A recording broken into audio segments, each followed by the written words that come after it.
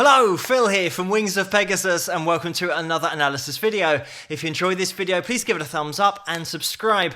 On the agenda tonight, we're going back to 1964 to take a look at the biggest selling female artist of the 1960s here in the UK. It's Miss Cilla Black, and she's going to be performing Anyone Who Had a Heart. And with these performances, sometimes copyrights do get in the way. Fingers crossed I can feature this on the channel, but just in case it does get blocked, you guys know the routine. I'm going to put the link to this video in the description below and pin it to the top of the comments so that you guys can click on that. I will put it in the title if this video is blocked, so then you guys can get straight into that version of the video that I'm watching now and then come back to this analysis.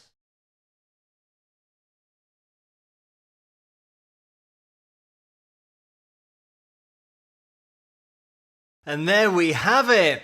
What a performance. A spellbinding performance the whole way through. The thing about this vocally is the mic, like I mentioned, there's nothing on it. And it's just pure quality from Cilla Black's vocal cords.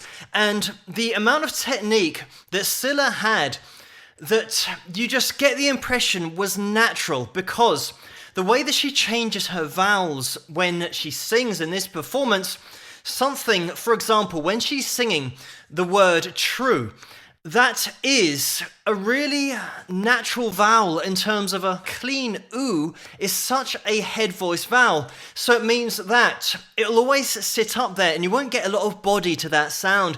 And you can test that by doing it yourself. If you start singing and just say ooh, all the resonance is up here, it's in your head.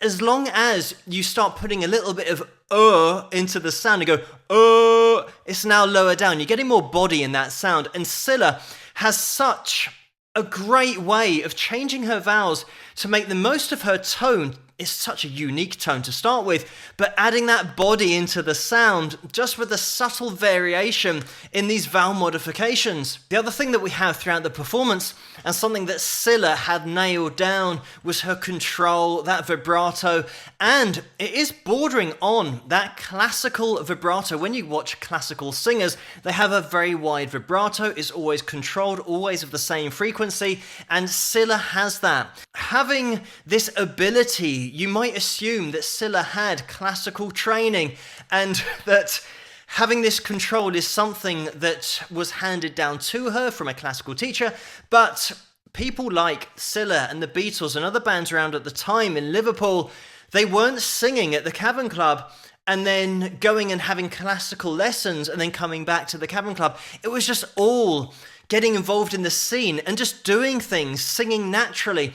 And you get the impression that Cilla has all of this ability, all of this control, but it's just her own voice expressing the music and not something she is ticking off in her head in order to do those particular techniques and to do them correctly the whole time. When you watch a fantastic live singer who's got a natural ability for it, you then break down what they're doing in order to achieve the sounds that they are achieving. And then that is taught to other singers who don't have that natural ability. And Cilla is a great example of someone who had such a unique tone, but with that tone, she had such great control. The other thing about Cilla is the fact that she is a voice from my childhood growing up in the 80s. She was on our TV shows all the time in terms of the main terrestrial channels, so it meant that you always saw Cilla Black at the weekend because she was a presenter and she had her own shows. She had a couple of shows. One of them was a dating show that she presented. The other one was called Surprise Surprise, which was, again, a family-orientated show for Saturday nights and Sunday nights. So she's a voice that I know from my childhood, but going back to the 60s when my parents were growing up, she would have been a voice from their childhood. So when I was growing up, I didn't know her as a singer. I just knew her as a presenter on TV, and she was so natural doing that. You would have assumed that she had been to media college or studied in order to be so natural at presenting in front of people. She was just one of those characters that was so likable that when she did present anything, you instantly connected to her as a personality. And very much, I'd say, the same as in the 70s over in the USA. The amount of country videos that I've looked at, and guys like Roy Clark and Glenn Campbell, who presented as well as being top artists in their own right musically. And in the UK, our version of that was Cilla Black. Let's point out as well the dynamic control that Cilla has of her voice throughout this whole performance. You can rewind it back to the beginning, watch it again, listen to the transition from the chorus back into the verse. It is such a dynamic drop. And vocally as well, such a softer sound coming from such a connected head voice sound that Cilla could produce. Only a singer with Cilla Black's ability could pull this off live, because this isn't a backing track. This isn't something that has been compressed and is a similar volume the whole way through.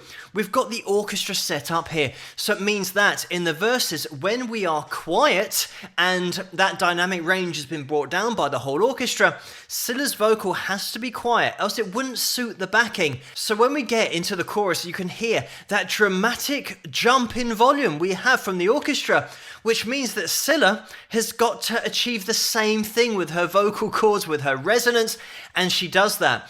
It is something you hear all the time, where a vocalist is having to adapt their dynamic range and their overall volume vocally to match a backing, and they start to sound like they're shouting, because that's what they're having to do to be heard. But Cilla's vocal connection is so clean, so concise, that she's letting the resonance take over. The consistency as well, in order to get that concise connection of the vocal cords, is all that breath support. And again, it's something that I'm sure Cilla wasn't thinking about while she's singing. It's all of these things that just naturally happen when a top singer is using their voice as it was designed, rather than trying to manipulate the voice from using muscles in the neck. You just allow the voice to happen, and it is so engaging when you are listening to a vocalist who is allowing their voice out rather than trying to force it out. Let's also take some time to appreciate how accurate Cilla is throughout this whole performance, pitch-wise, because it's something that unfortunately in the current day industry, you don't really get an appreciation of hearing great singers on pitch, because auto-tune is used and is snapped to that absolute value. But when you watch great singers like Cilla being so pitch perfect, but also applying that vibrato on there for the expression, and when I say pitch perfect, I do not mean hitting absolute values like auto-tune. I mean being so close to that pitch that you hear the expression. Just to mention the arrangement as well, because we have that ebb and flow, we get that light and shade dynamically, but also it does slightly increase in tempo, so we have got a journey in that respect. It's something that is really subtle, but if you watch it until the end and then rewind straight back to the beginning, you'll get a real appreciation of how that tempo has increased. And it might have been something that was subconscious at the time of the performance, but sometimes it happens that way, that musicians tend to speed up when they feel that dynamic change. There'll be less instruments in the verse, and then when we get into the chorus, everything will kick in. If you've got that gradual increase in tempo, it's just taking you on a slightly faster journey. You are literally accelerating. Just to mention as well, this is a Burt Bacharach and Hal David track, originally written for Dionne Warwick, and Dionne's version got to number 42 here in the UK, but Cilla's version got to number 1, and as we can see in this video, when she introduces the song, she said it is the one that made everything possible. It was her first big number 1 hit. The other thing about Cilla Black, just in general terms, is that you always got the impression that she had no idea how talented she was as a singer, but all of these things that I'm mentioning about technique, control, vowel modifications, all of these things she did naturally, and she had no appreciation of that in terms of being so modest all the time. And more often than not, it's one of those things about the top artists. They don't realize how talented they are just on a totally different level to everybody else. And Cilla Black was one of those people that just had absolutely no clue that she was a world-class vocalist. As you guys know on this channel, time permitting, I do like to get into the history of artists, especially around the 50s, 60s and 70s, and those artists that did have a massive impact on the industry at that time. And I'd like to get into Cilla's story just because it is so interesting, but also the way that she started out having this determination to make it in the entertainment industry and starting singing at the Cavern Club. She actually worked, like I mentioned before, in the cloakroom of the Cavern Club and knew the Beatles very well because they're playing and singing there at the same time. And Cilla just used to get up on stage and sing for people, just being the cloakroom clerk, but then she was encouraged to keep on singing because once people heard her sing, they thought, this girl has definitely got something. And it just so happened that when she was singing in venues in Liverpool, she got a bit of a reputation because of her ability, and she was reported on in the first Mersey Beat magazine, which was a music magazine that just started up around the time. This is where, by mistake, the article referred to Cilla as Cilla Black, whereas Cilla's name was actually Cilla White. But that name just stuck because she'd been reported as being Cilla Black around the Liverpool area. It was as good a name as any in terms of a stage name because people knew her by that name. So that's how that came about. And then John Lennon got Cilla an audition with Brian Epstein, and the Beatles, like I said, playing at the same club, they're very good friends. So for that audition, she was backed up by the Beatles. But the problem was, the song that she'd chosen to sing was Summertime, and she hadn't rehearsed it with the Beatles before going into this audition, so it was in the wrong key. The Beatles had been just rehearsing this in the key that they had chosen, but Cilla needed it in a different key, so it meant that it was a nightmare because it wasn't in her range.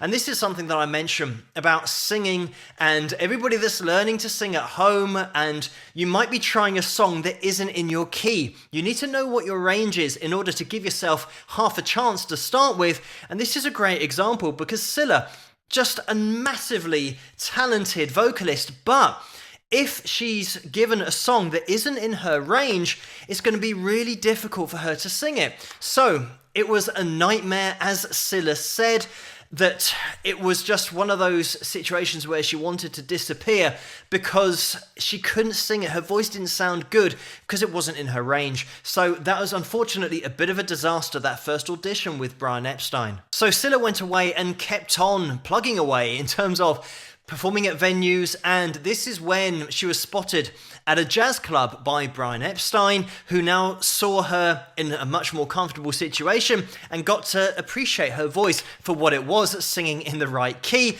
So he introduced her to George Martin, and eagle-eyed viewers among you will have noticed that George was conducting the orchestra in this performance, and he signed her up to Parlophone Records. This is where they released the first single. This would have been 1963, and the first single was a Lennon-McCartney song that was written for Cilla, and it was called Love of the Loved, and that got to number 35 in the charts, which wasn't a massive hit and certainly wasn't the kind of success that Brian Epstein had been experiencing with a lot of his other projects. So it didn't really have the impact that they were expecting. But then the next single was this song, Anyone Who Had a Heart, and that was a massive hit. Just to put the timescale in perspective here, because Cilla was 20 years of age in 1963, and the amount of time between that first failed audition and then getting spotted at the jazz club and signing to Parlophone Records was just a matter of weeks. So she managed to put that disappointment behind her and just kept on pushing forward.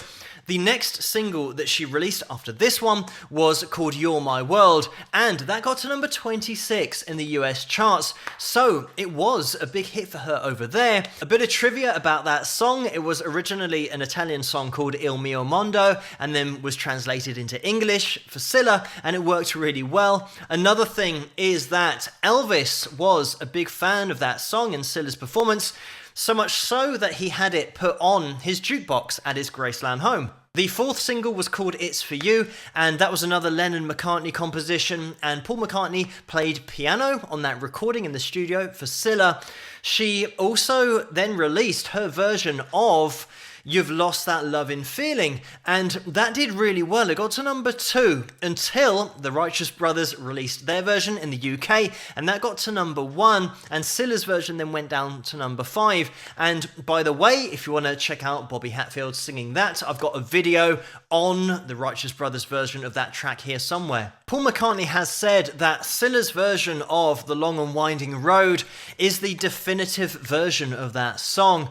And in 1966, Cilla also had the song Alfie from the film Alfie over in the USA. That was sung by Cher for the release over there, but over here, it was Cilla that sang that theme and that song, and she had a massive hit with that. It got to number 9, and again, that was a Burt Bacharach and Hal David song. Burt Bacharach said that with his own compositions, he'd never heard a white singer give the expression and emotion in the performance and in the song until Cilla did it. She was the first white artist that managed to give him that feeling about one of his own compositions. So in 1967 is when Brian Epstein died, and this meant that Cilla's management duties were then taken over by Bobby Willis, her boyfriend at the time and future husband.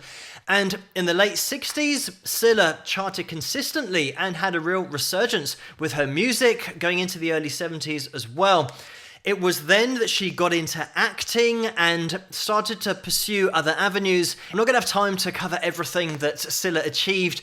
She did so much in TV as well. Like I said, one of those names and voices that I know from my childhood because she was on TV here in the UK so much. And moving into 1993, she released the album called Through the Years, and that featured Dusty Springfield and Cliff Richard, and also Barry Manilow was on there. In 2003, she released the album Beginnings, Greatest Hits and New Songs. 2009, the original 13 studio albums were made available for digital download. And the sad end to the story is that unfortunately Cilla passed away in 2015 at her holiday home in Spain, and that was due to a stroke following a fall. It's believed that Cilla hit her head on a terrace wall when she fell, which then brought on this stroke. When someone like Cilla passes on, I think a lot of people thought she'd just be around forever because she was so ever present on TV as well and such a likable personality. So it really did hit the country hard. The whole of the UK was hit hard with the news of Cilla Black's death.